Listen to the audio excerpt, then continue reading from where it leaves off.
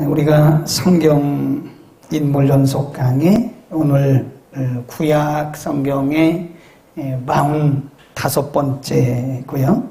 남왕국 유다의 16번째 왕인 요시야에 대한 말씀입니다. 요시야는 16번째 왕이고요. 거기 22장 1절에 보면 요시야가 8살에 오늘날로 말하면 초등학교 1학년 늦게 들어가면 초등학교 1학년 그 나이죠. 22장 1절에 보면 요시야가 위에 나갈 때에 나이 8세라. 예루살렘에서 몇 년을 지냈대요? 31년. 그러니까 워낙 일찍 부름을 받았기 때문에 31년을 통치해도 39밖에 안 되는 거예요. 네. 므낫세의 손자고요. 우리가 마태복음 1장 10절에 보면 예수님의 족보에 요시야가 들어가 있어요. 마태복음 1장 10절이고요.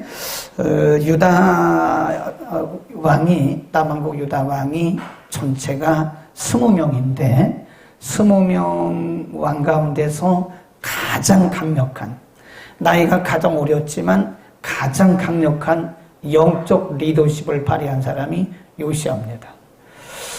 그리고 굉장히 일찍 왕이 되었음에도 불구하고 유다 역대 왕들 가운데서 가장 강력하고 그리고 담대하게 개혁을 이루었던 사람이 바로 요시야다. 그래서 요시야 왕의 개혁에 대해서는 열왕기하 22장 그리고 23장에 굉장히 구체적으로 기록을 하고 있는데, 성경이 솔로몬에 대해서 역사 이래로 가장 큰 지혜, 가장 많은 지혜를 주셨다.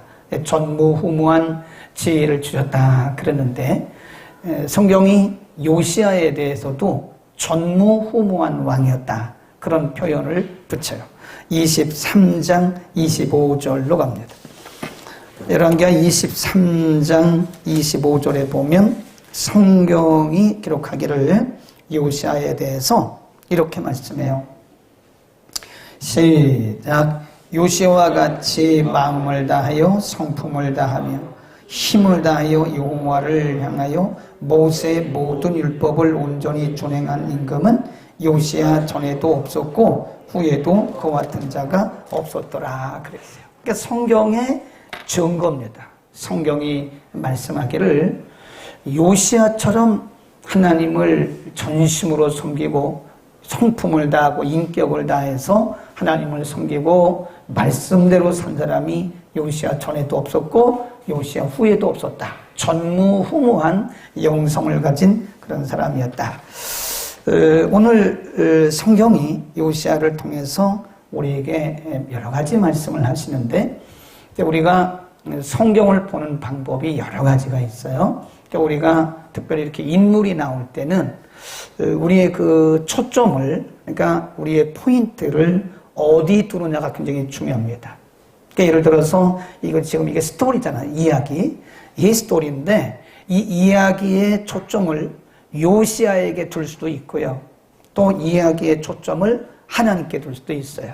근데 대개 보면 우리가 사람에게 초점을 맞추다 보면 성경에 원래 의도했던 인텐션, 하나님의 의도를 벗어나기 쉬워요. 그래서 가끔 어떤 분들이 아브라함만 설교하고 끝나더라고. 어떤 분은 모세만 얘기하고 끝나는데 그러면 그게 성경적 설교가 아닙니다. 아브라함의 훌륭한 점, 모세의 훌륭한 점, 이사의 훌륭한 점, 히스기야의 훌륭한 점만 얘기하고 끝나면 안 돼요. 그래서 성경은 그 초점을 어디에다 두느냐가 굉장히 중요합니다. 그래서 오늘은 이 요시야라고 하는 사람에게 포인트를 두지 않고 하나님께 포인트를 두려고 합니다. 그래서 하나님께 포인트를 두는 거예요. 그래서 하나님의 관점에서 오늘 이야기를 우리가 풀어가자 하는 얘기입니다. 먼저 이런 질문을 해야 돼요. 요시야의 나이에 관해서. 그러니까 요시야의 나이에 관해서 우리가 한번 묵상해 볼 필요가 있다. 그런 겁니다. 요시야의 나이에 대해서 우리가 묵상해 볼 필요가 있다는 겁니다. 22장 1절에 요시야가 몇 살에 부름받았다 그랬어요? 요시야 왕이? 금방 했잖아요. 22장 1절에 몇 살에 왕이 됐어요? 8살. 8살에 왕이 된 거예요. 그런데 그 3절에 보면 언제부터 그 개혁이 시작이 됐냐면 요시야 왕 18년이니까요. 왕이 된 지 18해고 나이가 8살에 왕이 되었으니까 지금 사실은 몇 살이에요? 그렇지. 26이다. 26살에 요시야 왕이 개혁을 시작한 거예요. 정치적으로, 군사적으로, 영적인 개혁, 굉장히 담대한 개혁. 자, 4절부터 봅니다. 그동안에 나이 많았던 훌륭했던 그런 왕들도 하지 못했던 일들을 어린 요시야 왕이 합니다. 4절. 시작. 너는 대제사장 hil기야에게 올라가서 백성이 여호와의 전에 드린 은 곧 문지킨 자가 수납한 은을 계수하여 여호와의 전역사 감독자의 손에 붙여 저희로 여호와의 전에 있는 공장에게 주어 전에 퇴락한 것을 수리하게 하라. 그러면서 이렇게 성전 수리를 해라. 그러니까 그동안에 요시야가 16번째 왕이니까요. 유다의 15명의 왕이 지나갔다고요. 사실은 그들이 그 이전에 그 역대 왕들이 통치할 때도 사실은 이 성전이 다 허물어지고 비가 새고 그랬단 말이에요. 근데 그들의 눈에는 그게 안 보인 거예요. 그들의 눈에는 하나님의 성전이 저렇게 퇴락했다는 것이 안 보였어요. 근데 어린 나이 26살 때부터 개혁을 시작하면서 얼마나 강력하게 사람들을 이끌어가는지 그 요시야가 성전 수리하는 일을 했고요. 그 다음에 쭉 내려갑니다. 8절로 갑니다. 시작. 대제사장 hil기야가 서기관 사반에게 이르되 내가 여호와의 전에서 율법책을 발견하였노라 하고 그 책을 사반에게 주니 사반이 읽으니라. 쭉 내려가다가 11절 시작. 왕이 율법책의 말을 듣자 곧 그 옷을 찢으니라. 그러니까 성전 수리를 하면서 성전 수리하다가 성전에 숨겨두었던 율법책을 발견한 거예요. 율법책을 발견하면서 왜 옷을 찢었을까요? 지금 요시야가 어린 왕 요시야가 성전 수리하는 중에 발견되어진 율법책을 보고 왜 옷을 찢었다는 말은 회개했다는 거예요. 회개. 그동안에 백성들이 자신의 조상들이 자기의 그 백성들이 하나님을 무시하고 말씀을 이렇게 함부로 한 것에 대해서 요시야 왕이 먼저 대표로 회개를 하고 있는 것이다. 그 다음에 23장으로 갑니다. 열왕기하 23장 1절부터 읽습니다. 1절부터 3절까지 읽습니다. 시작. 왕이 보내어 유다와 예루살렘의 모든 장로를 자기에게 모으고 이에 여호와 전에 올라가며 유다 모든 사람과 예루살렘 거민과 제사장들과 선지자들과 모든 백성이 물은 노소하고 다 왕과 함께 한지라. 왕이 여호와의 전함에서 발견한 언약책의 모든 말씀을 읽어 무리의 귀에 들리고 왕이 대우에 서서 여호와 앞에서 언약을 세우되 마음을 다하고 성품을 다하여 여호와를 순종하고 그 계명과 법도와 율례를 지켜 이 책에 기록된 이 언약의 말씀을 이루게 하리라 하며 백성이 다 그 언약을 쫓기로 하니라. 그랬어요. 성전을 수리하면서 발견한 그 율법책을 보고 요시야 왕이 먼저 하나님 앞에 회개를 했고, 그리고 백성들을 다 모아놓고 하는 얘기가, 여러분, 우리가 다 하나님께로 다시 돌아갑시다. 우리가 그동안에 무시하고 멸시하고 이렇게 소홀히 했던 하나님 말씀으로 다시 돌아갑시다. 그래서 백성들에게 왕이 다 그 영적인 권면을 하는 거예요. 그러니까 백성들이 뭐라고 했어요? 다 그 말씀을 쫓기로 아멘했다, 동의했다, 그런 말씀. 그리고 23장 4절부터 20절 가운데 보면 아주 신앙을 부흥시키는 그런 개혁운동을 합니다. 4절부터 쭉 보다가 23장 22절로 갑니다. 21절부터 읽겠습니다. 크게 시작. 왕이 뭇 백성에게 명하여가로되 이 언약에 기록된 대로 너희 하나님 여호와를 위하여 유월절을 지키라 하며 이스라엘을 다스리던 시대부터 이스라엘 여로왕의 시대까지 유다 여로왕의 시대든지 이렇게 유월절을 지킨 일이 없다. 오늘날로 말하면 예배가 회복된 거예요. 사사시대부터 열왕시대까지 왕이 통치하는 왕정시대까지 유월절이 무시된 거예요. 오늘날로 말하면 하나님을 예배하는 예배가 무시되고 예배가 죽었던 거예요. 근데 어린 왕 요시아가 백성들에게 말씀을 대하면서 그들에게 말하기를 여러분 우리가 다시 하나님께로 돌아가서 하나님을 예배합시다. 그 예배가 회복된 거예요. 유월절이 다시 살아나는 겁니다. 이게 멋진 거예요. 아멘. 요시아가 유다 백성들의 예배의 영성을 다시 회복시키, 다시 일으킨 거예요. 성전을 재건한 것도 물론 퇴락하는 성전을 수리한 것도 좋지만 성전 이런 보이는 건물 퇴락한 거 수리한 것보다 더 중요한 게 뭐냐면 무너졌던 마음의 성전을 다시 세워나가는 거예요. 그러니까 요시아 때에 예배가 회복되어지고 유월절이 살아나면서 영적인 회복이 되어진 거다. 아멘. 아무리 건물 이런 거 아무리 수리해봤자 예배가 회복되지 않으면 영적으로 부흥될 수 없습니다. 진정한 부흥은 예배의 부흥이고요. 심령이 다시 살아나지 않으면 안 돼요. 네, 이런 건물이 중요한 게 아니에요. 이런 건물 아무리 그렇게 수리하고 멋지게 다 인테리어 해봤자 우리의 예배가 살아나지 않으면 하나님이 정말 받지 않지 않아요.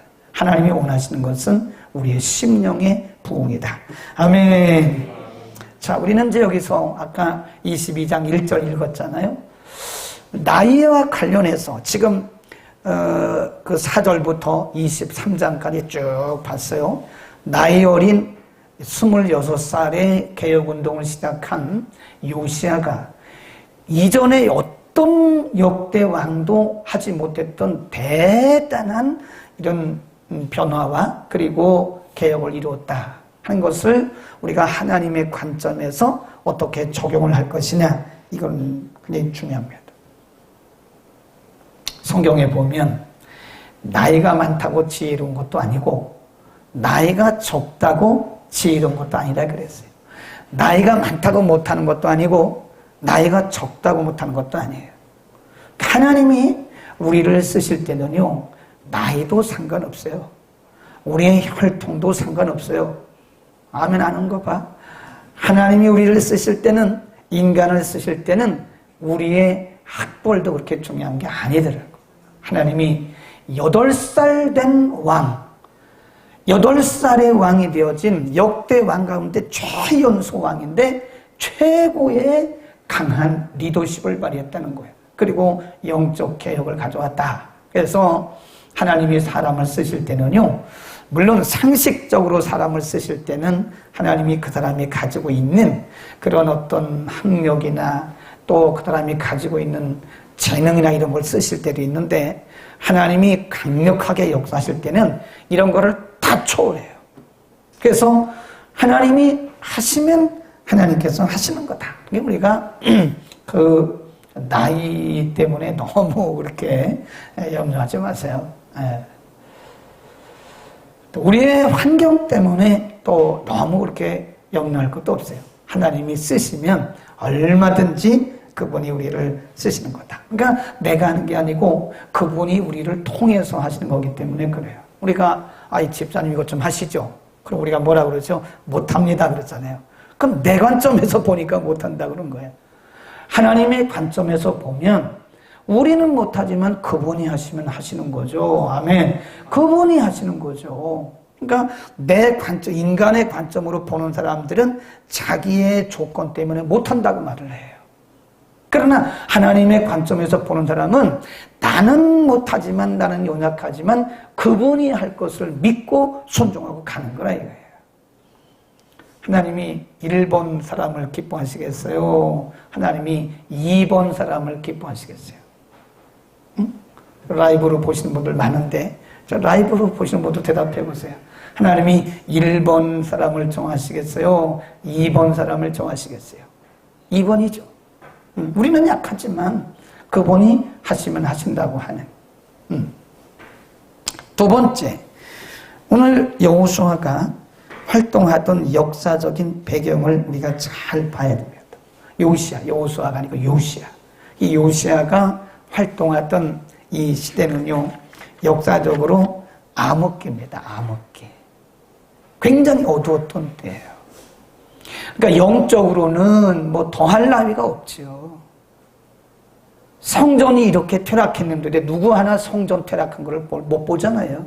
그 영적으로 다 그냥 사람들이 그냥 어떻게 보면 영적인 소경이라. 하나님의 성전이 저렇게 퇴락해서 다 무너지고 형편없이 되었는데도 보는 사람이 없어요. 그건 영적으로 그 시대가 얼마나 어두웠는 걸 알 수 있어요. 날마다 하나님의 말씀이 읽혀지고 그 말씀이 낭독되어져야 하는데 그 하나님의 말씀이 저 구석에 처박아져 있고 그 성전을 수리하다가 그 율법책이 발견된 거 아니겠어요? 우리가 역사적으로 보면 역사가 증명하는 게 영적으로 어두운 시대일수록요 하나님의 말씀이 무시당해요. 역사적으로. 영적으로 어두운 시대의 사람일수록 하나님의 말씀을 농담으로 여기고 하나님의 말씀에 대한 두려움이 없습니다. 역사적으로 어려운 시대가, 그래서 우리가 영적으로 암흑기를 뭘 보고 영적으로 암흑기라고 그러냐? 하나님에 대한 감동이 없는 거예요. 하나님의 말씀에 대한 경외하는 마음이 없는 거예요. 하나님의 말씀을 사람의 말로 여기고 하나님의 말씀을 함부로 하고 하나님의 말씀을 난도질을 하고 그런 영적 암흑기입니다. 요시야가 살던 시대는 역사적으로 영적인 암흑기였어요.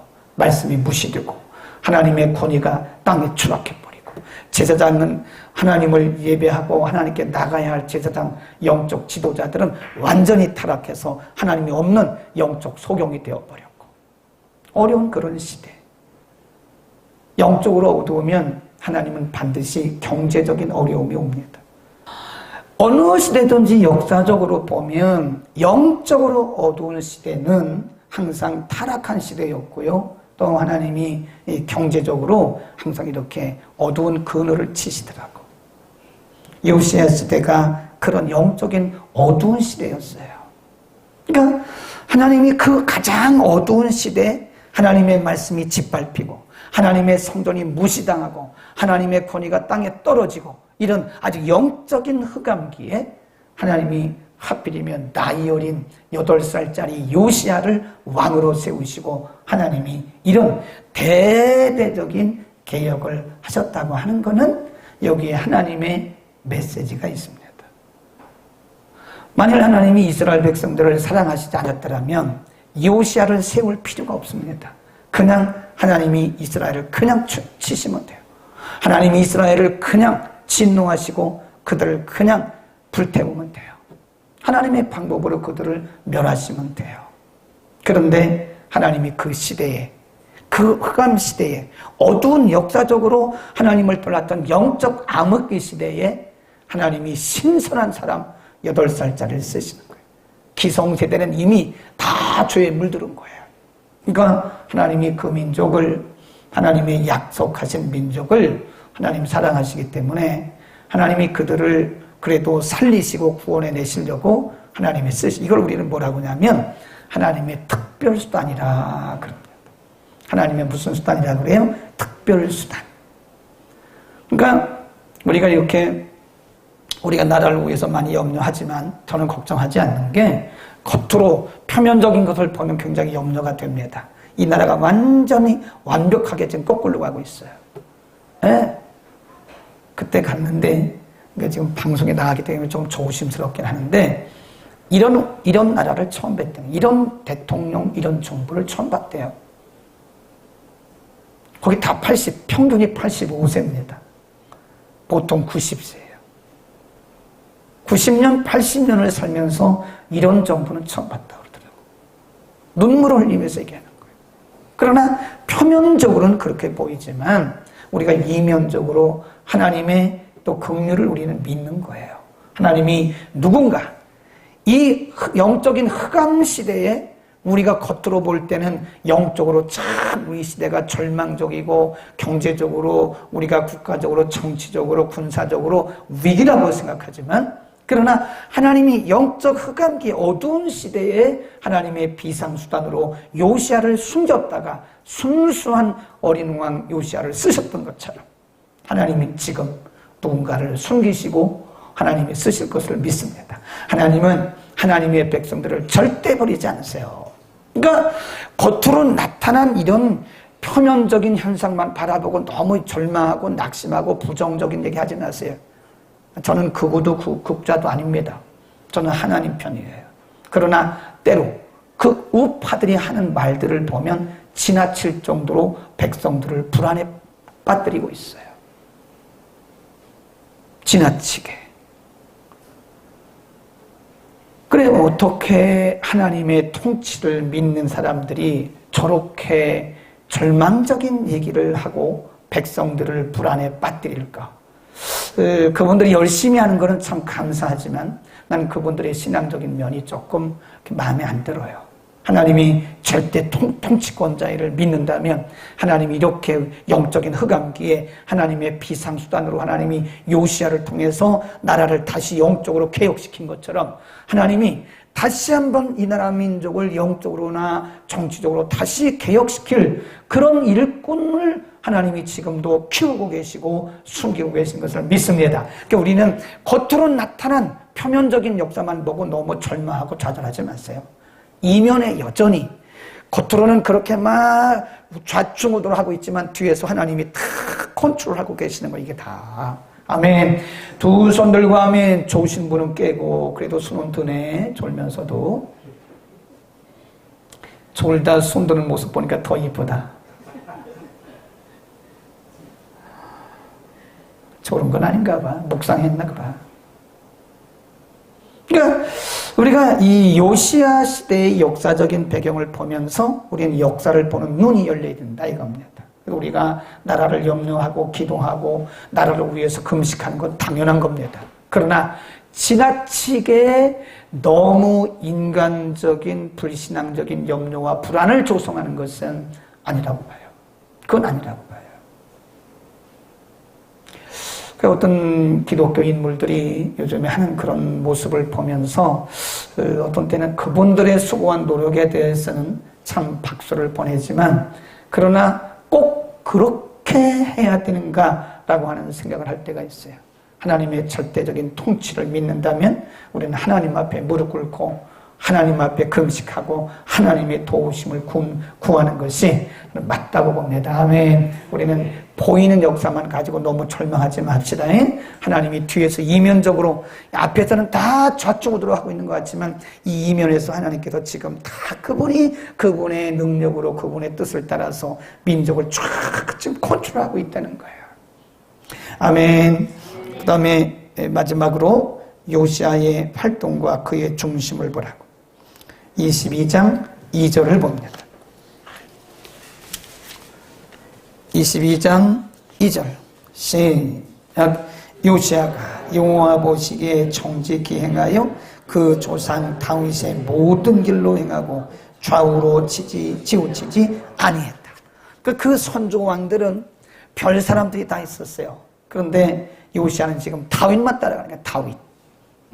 북왕국 왕 선조도 아니고 남왕국 선조도 아니고 하나님의 사람 다윗을 바라보고 다윗의 길로 갔다는 거야. 이거 대단한 겁니다. 그 다음에 22장 11 시작. 왕의 율법 책의 말씀을 듣자 곧 그 옷을 찢으라. 이게 아무나 이렇게 되는 게 아니에요. 율법의 말씀을 듣는 순간에 그가 회개가 터지고 회개 눈물이 터진 거. 이거 아무나 되는 거 아니에요. 응? 그 다음에 쭉 내려갑니다. 22장 12 10장까지 12절만 시작. 왕이 제사장 hil기야와 사반의 아들 아히감과 미가의 아들 악볼과 서기관 사반과 왕의 신 아사에게 명하여 가로되 너희는 이렇게 해라. 유다의 온 땅을 다니면서 너희는 이렇게 해서 백성들을 이렇게 가르쳐라. 23장 2절에서 3절 보면 친히 백성들을 가르쳤고 4절에서 18절 가운데 보면 강력하게 개혁을 촉구를 해요. 강력하게. 이 백성들이 안 하니까 왜 이렇게 개혁하는 일을 쉬고 있느냐 말이에요. 응? 거기 보세요. 23장 21절 22절 23장 21절 아까 읽었지만 한 번 더 21 시작. 왕이 뭇 백성에게 명하여 가로되 이 언약책이 기록된 대로 너희 하나님 여호와를 위하여 유월절을 지키라 하며 그 다음에 23 요시야 왕 18년에 예루살렘에서 여호와 앞에 이 유월절을 지켰더라. 24 요시야가 또 유다 땅과 예루살렘에 보이는 신접한 자와 박소와 드라빔과 우상과 모든 가증한 것을 어떻게 했대요? 다 제했대요. 유다 땅에 있는 이 우상들, 우상 섬기는 자들 다 낱낱이 산에 있는 산마다 골짜기마다 있는 우상들을 다 파쇄하고요. 유다 땅에 그러니까 이 요시야가 왕으로 있는 동안에 오늘날로 말하면 이단, 신접한 자, 무당 이런 사람들을 아주 완전히 유다 땅에서 다 제거해버린 거예요. 이거 아무나 못합니다. 응? 이거 신접한 자들 그 당시 많았어요. 근데 오늘날도 신접한 자들이 있어요. 네, 그 조심해야 됩니다. 그 귀신 제가 언제 거기 또 그날 이렇게 보니까 우리가 모였던 데 하고 바로 옆에 보니까 또 거기서 마귀론 귀신론 막 하더라고. 근데 보니까 이렇게 보니까 사람도 별로 없고 자기들끼리 아멘 아멘 아멘 막 이러더라고. 보니까 이게 건강하지 않다. 벌써 이렇게 하는 행동들을 보면 건강한 신앙인지 아닌지를 알 수 있어요. 하나님이 요시야를 기뻐하신 이유가 바로 그겁니다. 자, 그러면 아까 우리가 읽었던 대로 23장 25절에 보면 요시야와 같은 왕이 이전에도 없었고 이후에도 없었다 그랬어요. 그러면 우리 이런 생각을 해야 돼요. 나이도 어리고 그렇다고 그가 무슨 경험이 있는 것도 아니고 그의 조상들이 무슨 오히려 어떻게 보면 조상들은 요시야는 조상들로부터 배울 게 아무것도 없어요.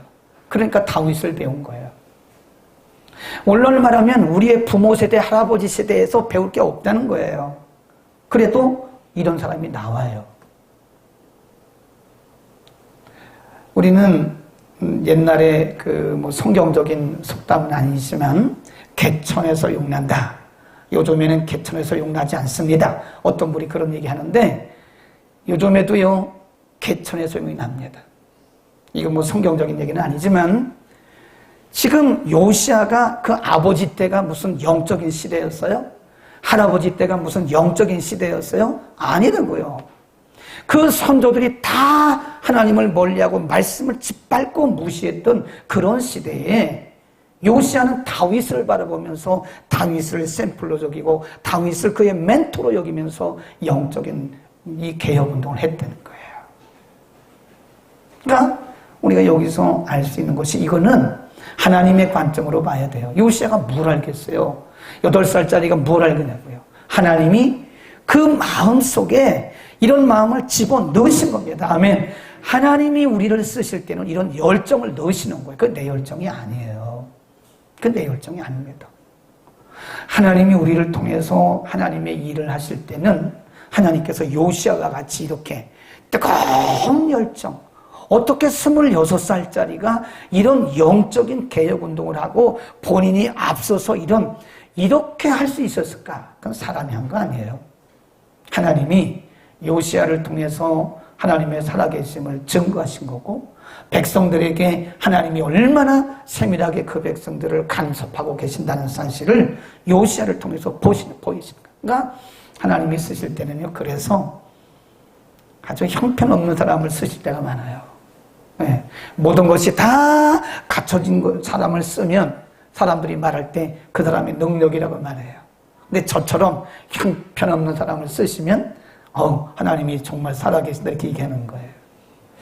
어떤 분이 안 믿더라고. 제가 형편없다 그러면 목사님이 무슨 형편없는 사람이다 그러는데 진짜 형편없어요.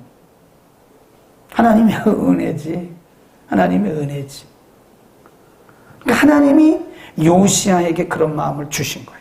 요시야에게 큰 가슴, 물불 안 가리는 거, 뭐 죽음이 두렵지 않아요. 이 개혁을, 영적 개혁을 하는데, 이 신앙 부흥을, 이 운동을 일으키는데, 그 땅에 있는 모든 신접한 자, 무당들 다 내보내는데, 그 사람들이 다 할아버지, 할머니, 나이 든 그런 기성세대잖아요. 그럼에도 불구하고, 얼마나 강력하게, 불도저같이 강력하게 영적인 개혁 운동을 하더라, 이거예요.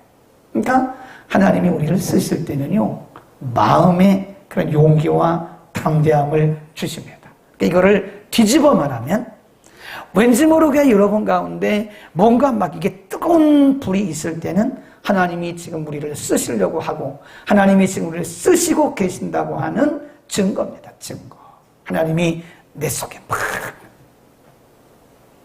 우리에게 뜨거운 열정이 있을 때는요, 하나님이 지금 내 속에서 일하시는 때예요. 근데 그거를 우리가 그렇게 하나님이 뜨겁게 열정을 주시고 막 일을 하시는데, 요시야에게 그런 마음을 주신 것처럼 주셨는데, 우리가 그거를 의도적으로 내 힘과 내 생각으로 그걸 절제하잖아요. 그러면 성령을 우리가 거스리는 거예요, 잘못하면.